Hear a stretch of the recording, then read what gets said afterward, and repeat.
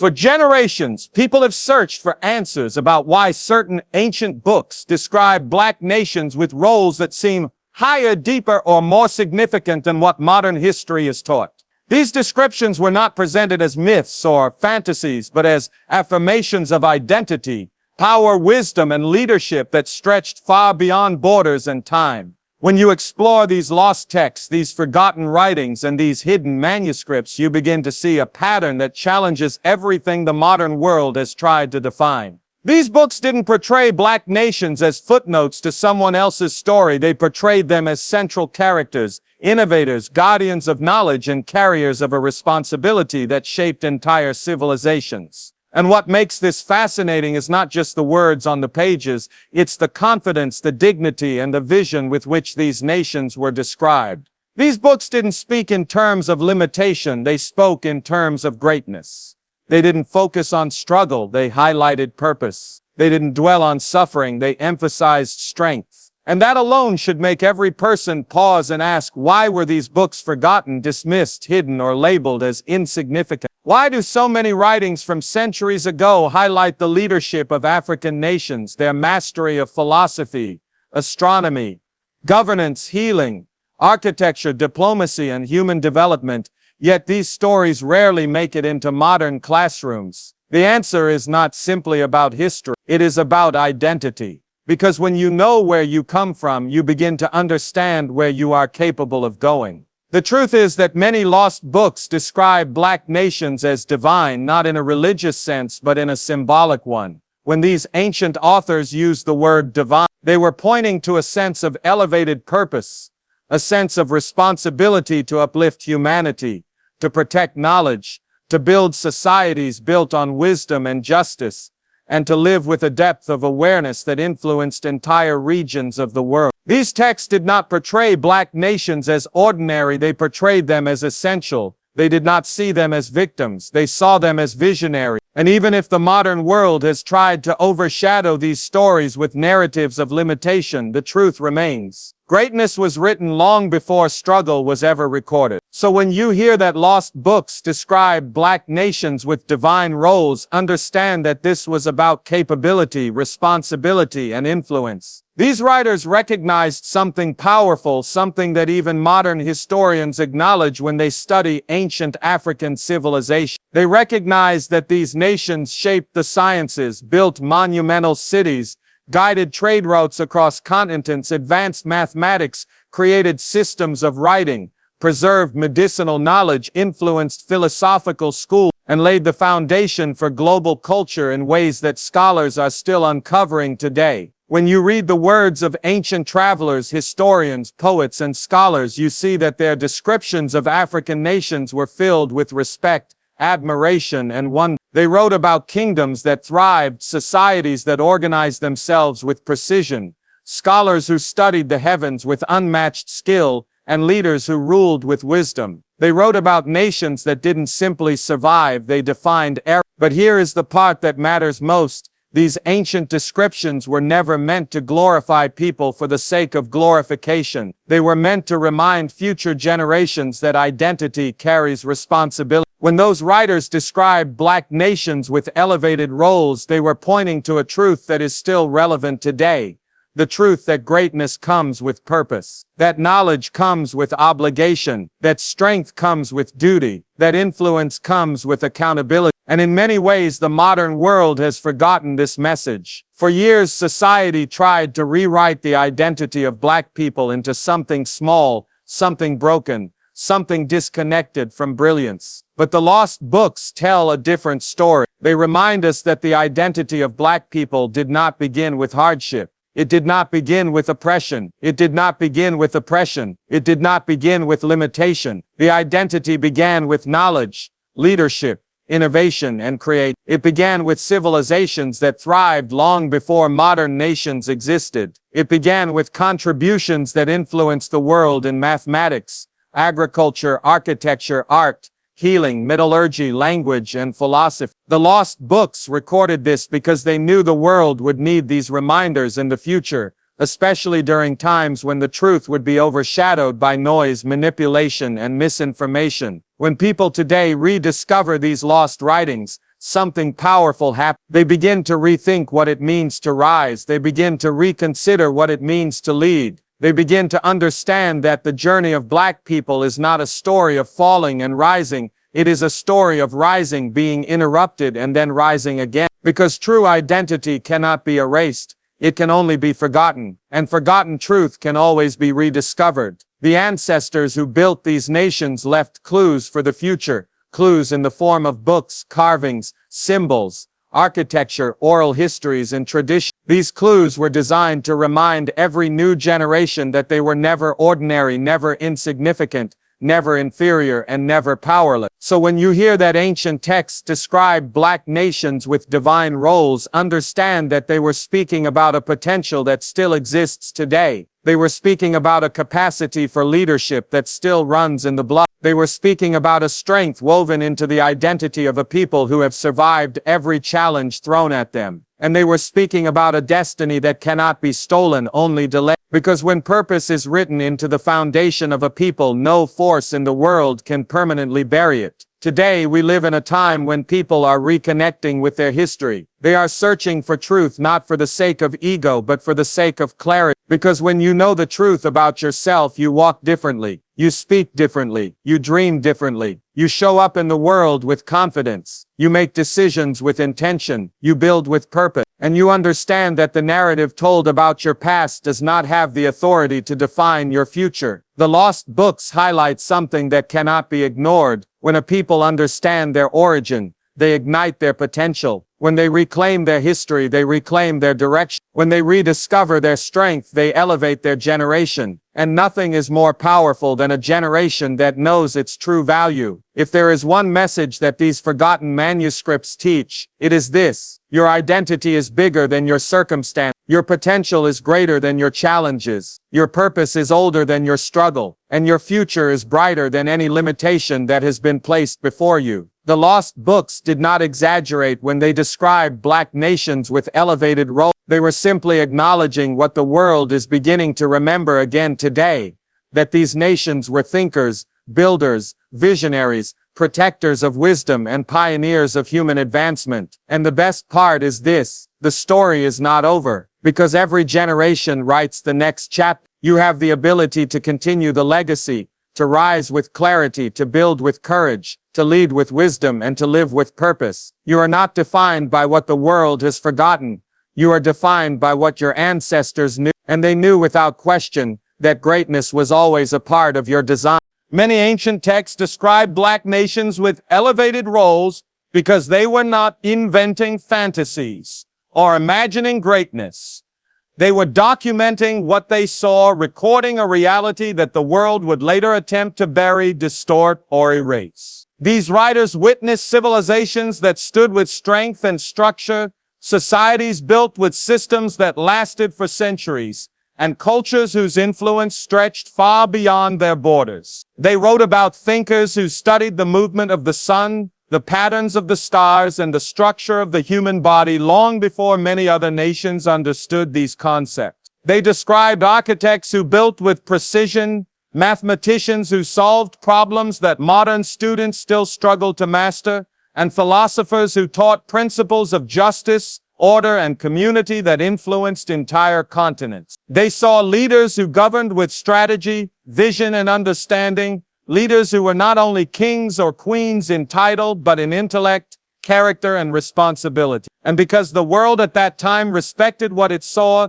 these writers used the highest language available to them to describe the role and identity of Black nations. The term divine role was not used to claim supernatural traits. It was their way of conveying how extraordinary, influential, and centered these nations were in the development of humanity. It was a recognition of purpose, dignity, and brilliance. Long before anyone tried to reduce the identity of Black people to hardship or struggle, these books affirmed their importance, their authority, and their contributions to the world.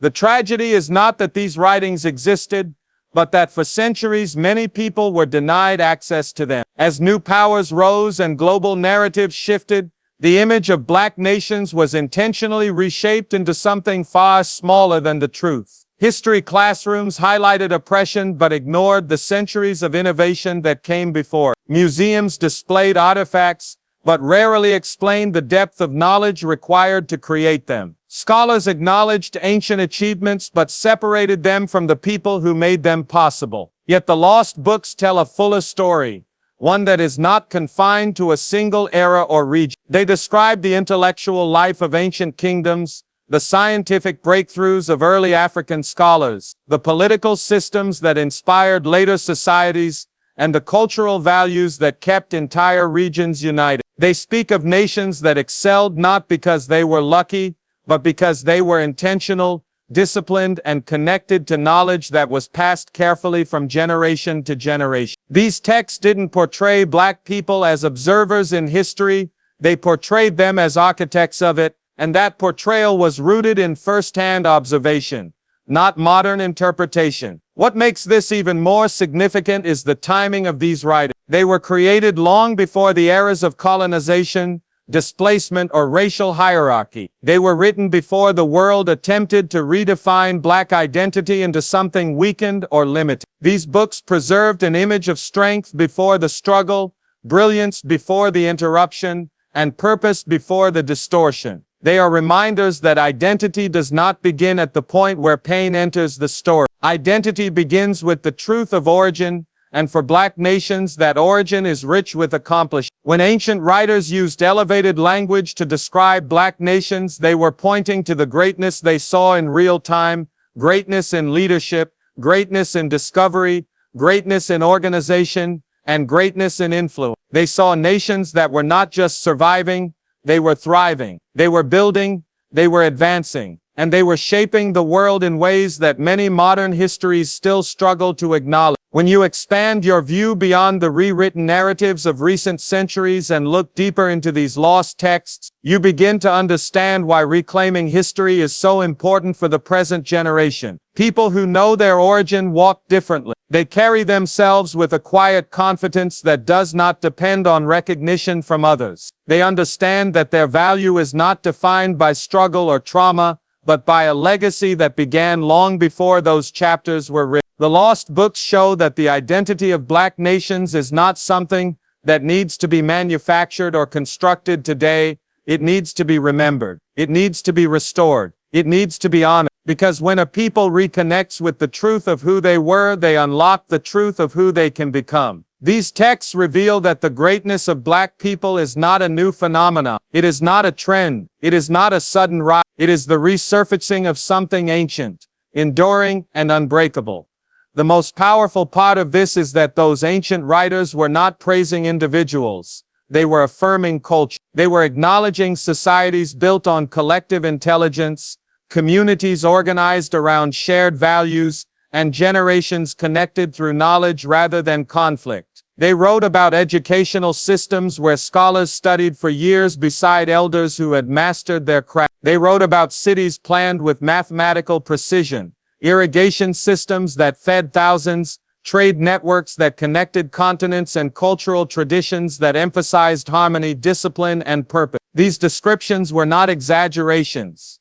They were reflections of a reality that was visible, structured, and undeniable. And when you realize this, you begin to see why the modern world worked so hard to hide or minimize this truth. Because a people who know their true history cannot be convinced that they are inferior. A people who know their legacy cannot be convinced that they lack purpose. A people who know their identity cannot be limited by stereotypes. And a people who understand that their greatness was recorded long before oppression ever entered the story cannot be defined by the struggle alone. This is why these lost books matter. They are not just historical documents, they are mirrors. They reflect a version of Black identity rooted in dignity, wisdom, strength, and unmatched contribution. They remind the world that long before oppression, there was excellence. Long before struggle, there was structure. Long before displacement, there was direction. And long before the world tried to redefine Black people, their identity had already been recorded by those who witnessed their greatness with their own eyes. These ancient writers preserved what they saw because they understood that truth has a way of resurfacing,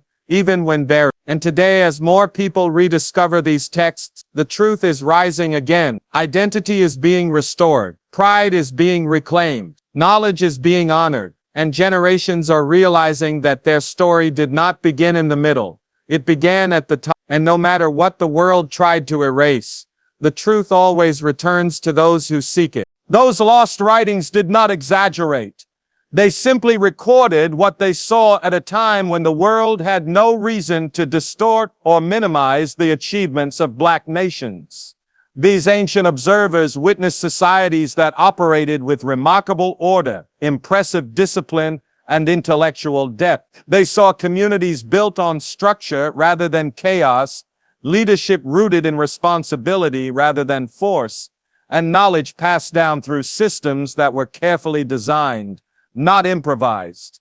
When they traveled through African kingdoms, they found organized governments where councils debated policies with strategy, where leaders were trained in diplomacy, ethics, and community care. They witnessed medical practitioners who treated illnesses with herbal science and techniques that modern researchers still study today. They saw astronomers who charted the stars with accuracy that rivaled early European and Asian records, mathematicians who measured the movement of the planets, and scholars who built calendars more precise than many used centuries later. They observed educators who believed that knowledge was not a luxury but a duty, and children who were taught history, agriculture, economics, and the principles of social harmony from a young age. These writers saw societies that valued intelligence as much as strength, and discipline as much as freedom, and they understood that these nations were not just surviving on their land, they were shaping the world from it. The reason they used elevated language to describe these nations is because they found something extraordinary in them. They witnessed innovative irrigation systems in dry regions that turned deserts into farmland. They saw architectural designs that required mathematical mastery,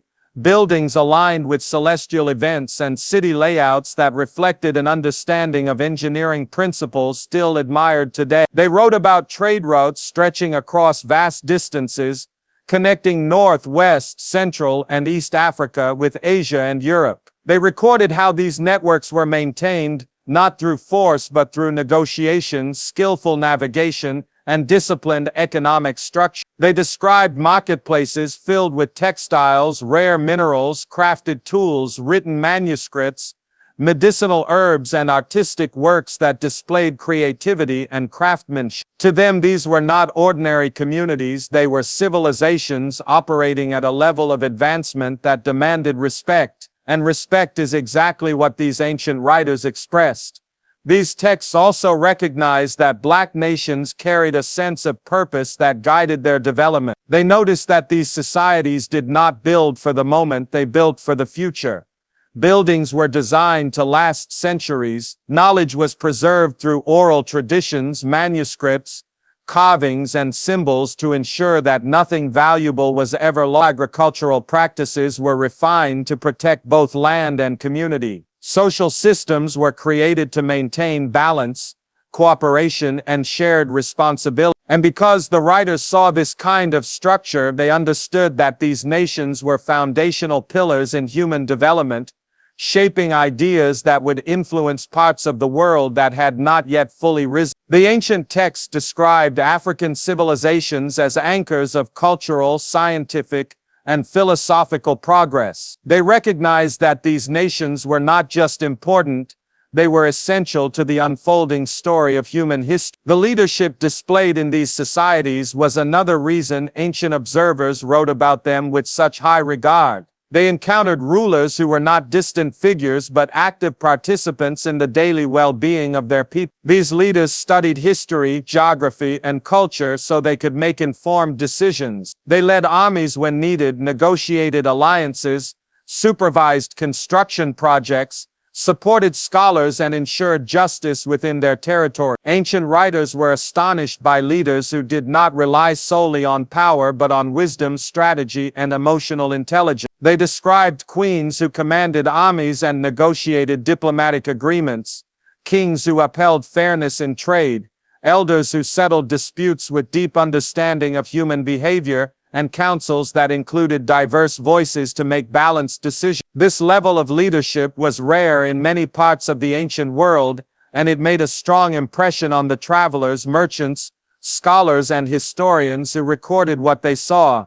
Another aspect that amazed these ancient writers was the unity and cultural strength of these nations. They observed ceremonies that reinforced identity, traditions that preserved heritage, and values that kept communities connected through shared meaning. They were struck by the fact that despite challenges, conflicts, and changes, these societies maintained dignity, discipline, and order. They admired how people cooperated to build cities, protect resources, and teach the next generation. They noticed artistic expressions, music, dance, sculpture, poetry that communicated history, emotion, and philosophy with depth and beauty. They recognized that these societies understood the importance of balance between innovation and tradition, between individual success and community harmony, between material progress and moral responsibility. To ancient observers, such harmony was something rare and admirable. So when these writers described black nations with elevated roles, they were not writing fiction, they were acknowledging reality. They were acknowledging civilizations that stood at the center of intellectual, economic, and cultural development. They were acknowledging societies that influenced politics, science, trade, and education across continents. They were acknowledging leaders who embodied strength, purpose, and strategy. They were acknowledging that what they saw in Africa was not ordinary, it was exceptional. And although much of this truth was later overshadowed by rewritten narratives, the ancient texts remain as evidence of what was once recognized globally. They remind us today that the greatness of black nations was seen, respected, and documented long before the world attempted to distort their identity. They testify that strength, purpose, and leadership have always been part of the story, and they reveal that the legacy of these nations is not only historical, it is a foundation for present and future generations to rise upon with clarity, confidence, and pride. Those ancient descriptions were never meant to be mysterious predictions. They were reminders recorded by people who understood that identity outlives struggle, that potential survives even when circumstances change, and that greatness can be delayed but never erased. When those writers described black nations with elevated purpose, they were capturing what they saw with their own eyes. Organized societies, innovative thinkers, masterful leaders, and communities that built from wisdom instead of chaos. They were documenting a legacy that they believed future generations would need when the world began reshaping history to fit a different narrative.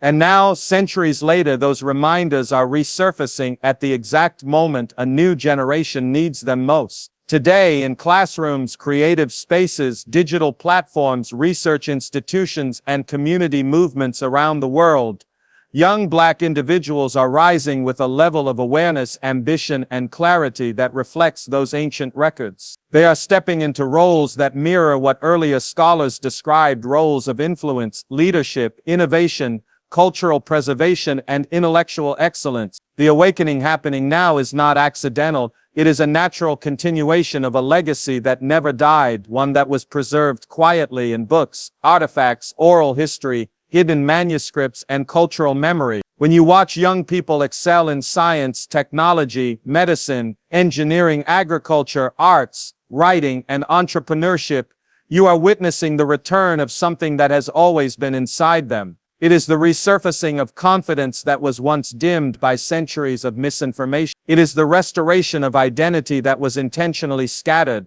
It is the reclaiming of power that was pushed into the background but never destroyed. Modern generations are not creating greatness from scratch. They are uncovering what was already there. With access to information, global communication, and a surge of cultural awareness, they are beginning to ask questions that previous eras were discouraged from asking. They want to know where their people came from, who shaped their early civilizations, what knowledge was lost, and why certain texts were hidden. And the more they search, the more they realize that their roots run deeper than the stories they were taught in school. They discover that before struggle, there was structure; before colonization, there was contribution; before oppression, there was organization; before erasure, there was excellence. This realization changes everything. It shifts the way people see themselves. It gives new meaning to ambition. It transforms self-doubt into self-direction. It turns an ordinary life into a purposeful journey fueled not by fear but by legacy. And that shift is exactly what those ancient writers intended. They left behind descriptions of brilliance so that future generations would recognize themselves when the world tried to paint a different picture. They understood that when identity is hidden, people shrink. But when identity is restored, people rise. You can see that rise happening everywhere. In the arts, there is a revival of African symbolism, storytelling, and creativity that mirrors the ancient traditions of blending beauty with meaning. In science and technology, Black innovators are developing systems, software, inventions, and solutions that echo the analytical genius recorded in early manuscripts. In agriculture and environmental science, people are returning to the sustainable practices that their ancestors perfected long before the modern world adopted similar methods. In leadership, young activists, thinkers, and visionaries are standing up with courage and strategy,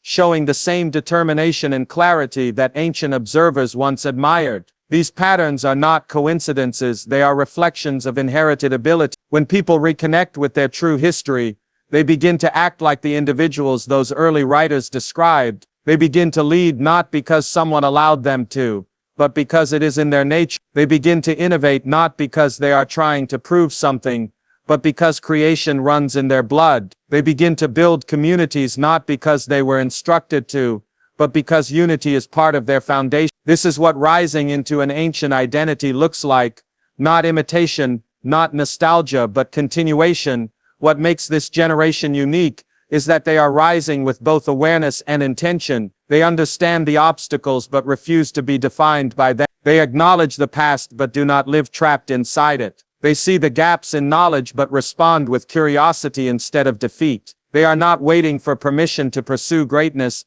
They are moving with the confidence that their ancestors once carried. And this confidence is not loud or arrogant.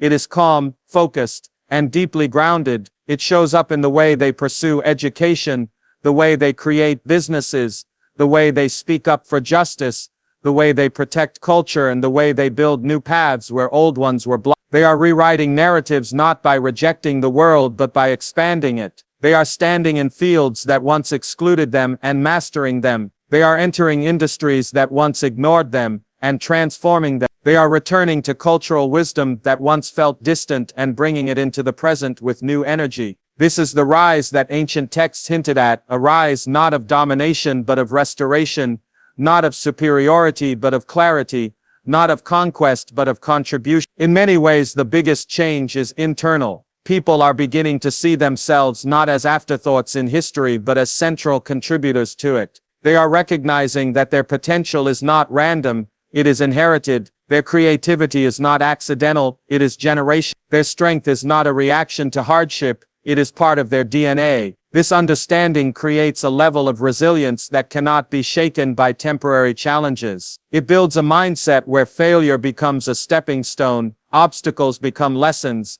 and progress becomes inevitable. When a generation understands that they are rising into something ancient, they stop rushing to prove themselves and start focusing on becoming themselves. They begin to realize that what was written long ago is not a prophecy but a foundation. It is not a promise but a reference point. It is not something to live up to, it is something to grow from. And that transformation is visible everywhere, in the confidence of young creators, in the voice of emerging leaders, in the determination of students, in the wisdom of elders sharing knowledge again, and in the unity forming across communities that once felt divided. This is the moment those ancient writers imagined, a time when the descendants of powerful nations would rediscover their identity, reclaim their narrative, and rise with a sense of purpose that aligns with their legacy. The role once described is being lived again, not through imitation of the past, but through evolution into the future. A generation that knows where it comes from becomes a generation that knows where it is going. And right now that journey has only just begun.